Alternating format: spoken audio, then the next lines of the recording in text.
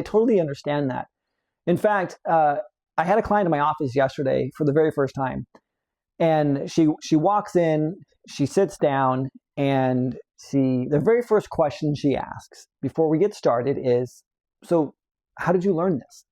And now keep in mind, this is someone who has read my book, they have seen my podcasts, and they've done the intake. Now, this intake is no small feat either. It's a substantial amount of work.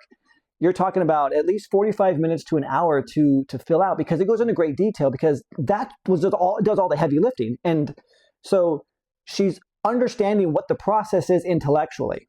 And so she asks me this question, and she goes, "How did you learn this?" And I go, "Well, you read my book, and this is the process of how I discovered this." And I go through and I just recap it real simplistically.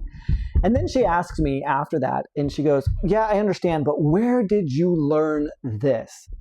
And what are we going to be doing specifically? Can you talk to me in layman's terms what you are going to be doing to me and my body?"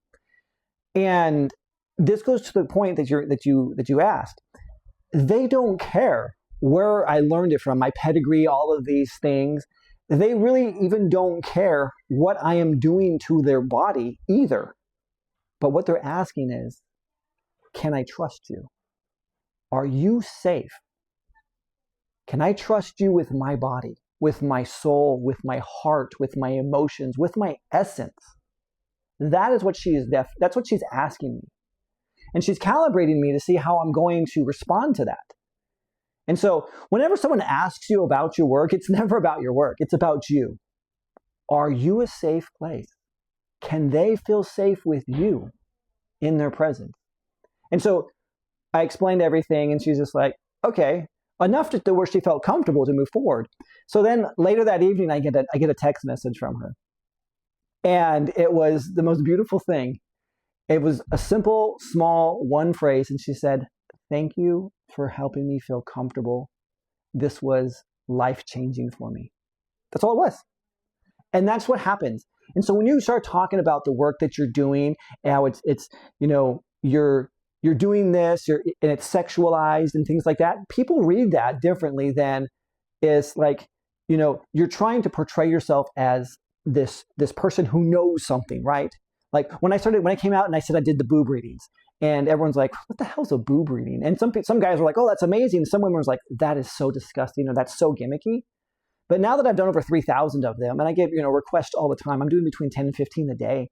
What happens now is not so much that like, "Oh, this guy does boob readings," because I don't talk about the boob readings anymore.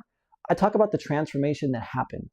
And in fact, I talk about, how what your heart feels, your breasts reveal. And so I'm talking more about like from the somatic standpoint of things, rather than like, "Hey, I'm a guy, I want to look at your tits." It doesn't work like that, right? It doesn't, because what happens is no one's going to be like volunteering, like, "Yeah, hey, yeah, you can, yeah, here's my boobs, look at them." It's like, no, wow, I can trust this person. Yeah, he's a stranger on the internet, but I can trust him because I have all these other testimonials that are out there. All these other women have gone through and they've had these experiences. I want that too. This person is trustworthy. And so that's what it comes down to. So when you're talking about like this work that I do, it's not about the sexual energies that I play with, that I manipulate, that I work with, that I help to transform and transmute for people. No, none of that has anything to do with it.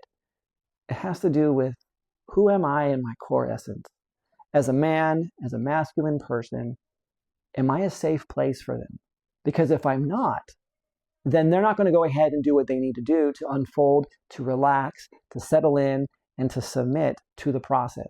But if they can trust that I'm a safe person, everything else takes care of itself. I don't do any of the work. So if I don't show up in myself as this container that is safe for them, none of the work will ever get done, because they're going to be guarded the entire time. But the moment that they feel that they can trust me, and I have a whole series of things that I do ahead of time to produce the results so that they can feel that I am a trustworthy person, because I truly am. Not because I have results that say that, because that's just who I am. Then they're going to get the results that everyone else has, because they've come in and they've allowed for themselves to submit to that process. Does that answer your question?